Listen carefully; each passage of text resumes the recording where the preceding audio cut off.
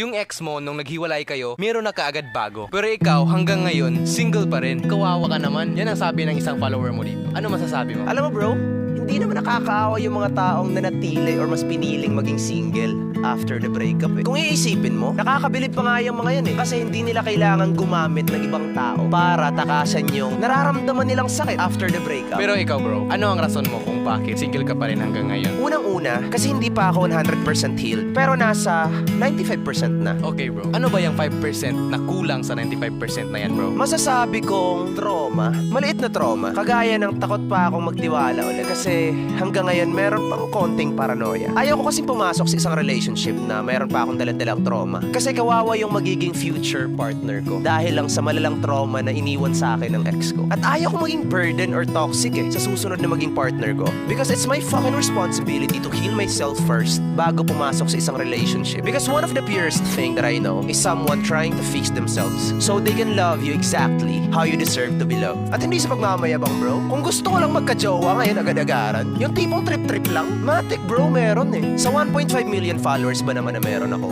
Hindi naman ako pangit, hindi rin ako bobo, isa akong talentado, may pera naman kahit papano. Talagang meron kung gugustuhin ko bro eh. At pangalawang rason kung bakit single pa rin ako hanggang ngayon.